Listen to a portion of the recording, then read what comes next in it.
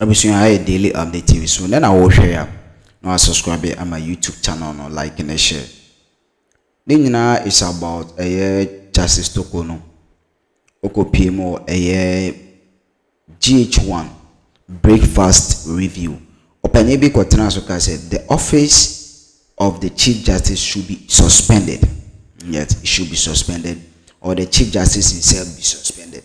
Now, if there's primary facie or case in the man, they should look up upon that, make sure the office or she's suspended and the case before the case will what proceed on.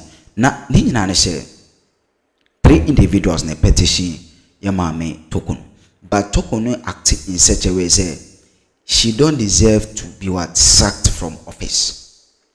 Yes, because this is not the first time my BBC says, because Charlotte Mensah Obi petition the President of the Republic one petition, and the President based on that sack her from office because people have petitioned say wajumedia would be ensoneni and I say and you may be ensoneni into your ma petition saying you are so na enconforming say bishop petition Muhammad yenyi but it seems like Chief Justice no up so or insist to say she don't deserve to leave office. As it stands, Professor and Sama Okan is very hot say the office or the Chief Justice must be suspended before the proceeding, and as a proceeding to sack her from office totally. I'm here. But it's not your first time. No. Okay, but that's the first time I am meeting you. So anyway, so let's discuss issues of national interest. Gertrude Araba Isaba Sakitokono has responded to a petition which seeks to remove her. Now, her fate lies in the President and then the Council of State to deliberate on the matter and see whether it merits removal or the petition's merit for her removal or not. Let me start with you, Theophilus. Good morning to your listeners again. I find it interesting that this whole process had to go back to the Chief Justice back to the President. Mm-hmm. In fact, there was a time a certain Supreme Court inserted or rewrote our Constitution to insert certain clauses that ask for the President to determine a prima facie case. Now, she's now submitted her response. The President must, as a matter of urgency, start to discuss with the Council of State to take the process to the next level. Now, I expect that this process will be quick because the uncertainty will not help the judicial delivery in this country. So, again, nobody knows what's in the petition. Mm-hmm. Nobody knows what's in the answer she has given. Mm-hmm. But we are all looking at the situation that is the answer going to be the one that will make the President say a prima facie case has been determined, or the President is going to say there's no prima facie case. Now, if the process goes very fast, depending on the advice from the Council of State, it's likely that the Chief Justice will be suspended. In fact, the whole Article 146 was very strict. There was no need for the Supreme Court to have inserted anything in it. So I expect that the process will be quite fast, and the committee will be formed. If there's need for the Chief Justice to be suspended whilst the work is done, that recommendation might come from the Council of State. If there was no need, the committee is formed. She's asked to present her side of her story or her defense. Indeed, God that we say knows everything. When he entered the Garden of Eden, still asked Adam, what did you do? So that's the bedrock of our constitutional democracy. The first rule of natural justice, her side will be heard. And this process should not take so long, so that the uncertainty or certainty that will hang over the Supreme Court will be quick. Remember, the Chief Justice is the administrative head of the judiciary. Yeah. So if there is so much uncertainty, it trickles down to everybody. So I expect that this process will be quick and done with very fast. Mr. Janta. Good morning to our viewers and listeners, my good counsel. It's a process. But Lily, remind me, what triggered this process? It was from some individuals, right? Yeah. And what was the reason given for them to get the president to remove the Chief Justice? Well, that has not been made public, because the previous one was made public. That was by Professor Kokasari. That was made public. He stated issues of, of misconduct, right? But these are 3 petitions submitted by private individuals. The details of the petition has not been known. We don't know what the stated petition involves. Shouldn't they do that? To make it public? Yes. Are we not supposed to know? She's our Chief Justice. Separation of powers.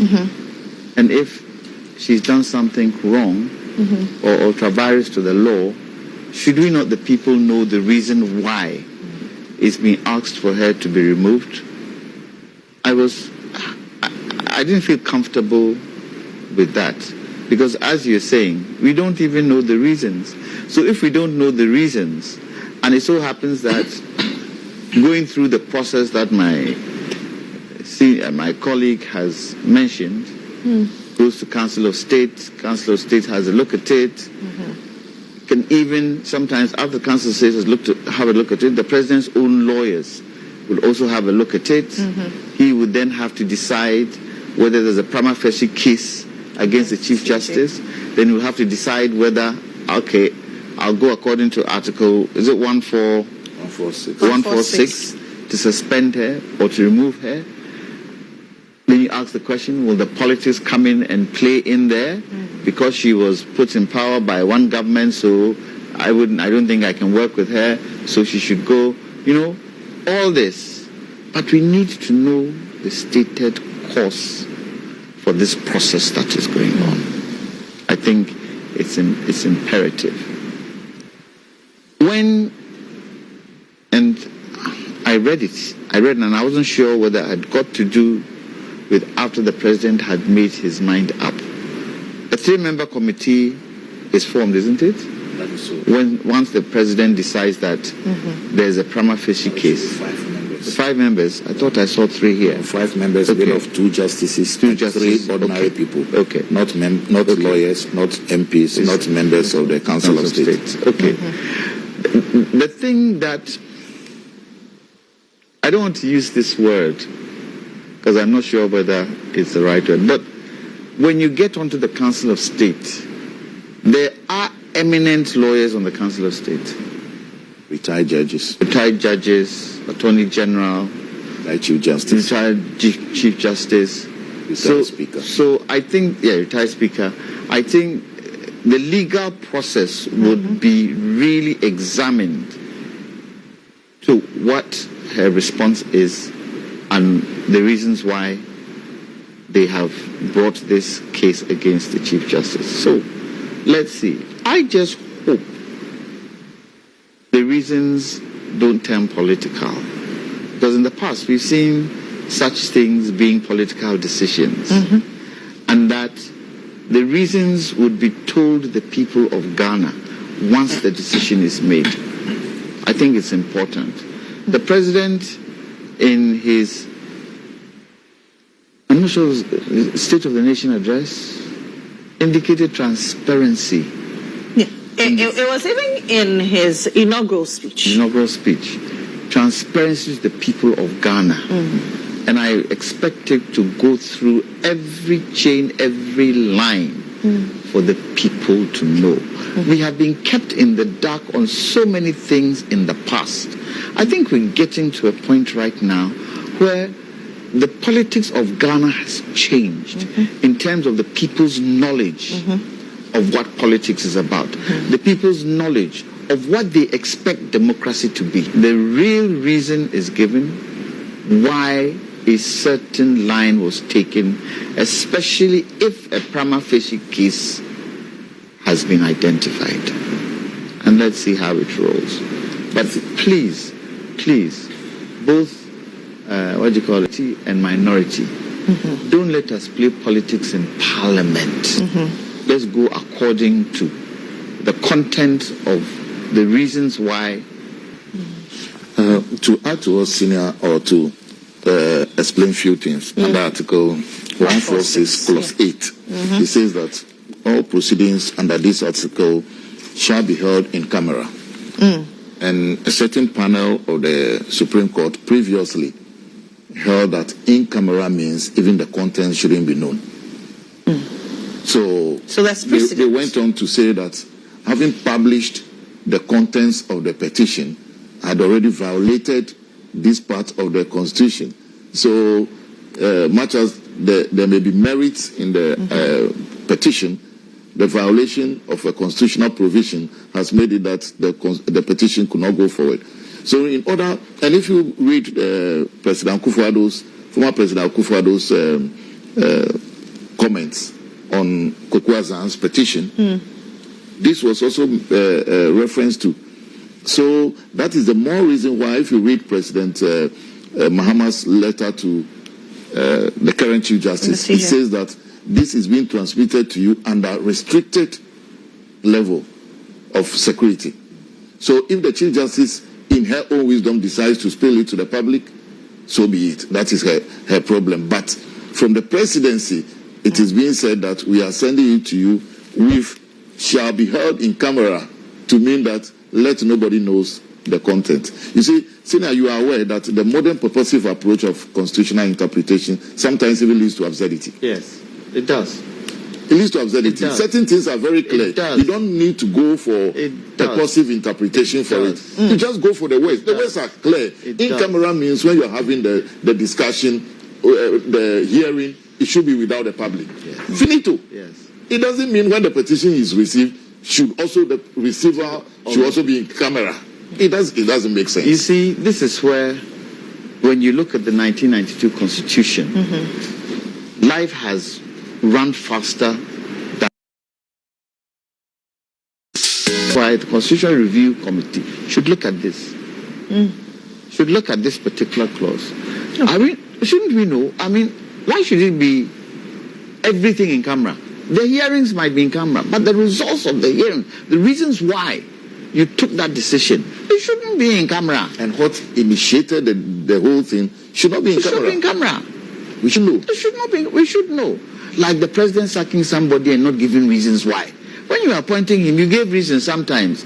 So why, when you sack him, you told us. The people are the ones who put the politicians in power. They have kokromoti power, thumb power. And without that thumb power, the president will not be in power. The president will not be president. Sure. So if you have a maid, is she not under your control? Or is he not under, or a houseboy? He's not under your control. Isn't it what you do? That what you say is what he should do? And if the people have decided that you, Lily, we have voted you as president of this country, do they not deserve to know some of these things? I find it a bit, I will not use the word spurious, but I find it a bit, we have moved. Constitutional Review Committee, look at this clause. I think it's important.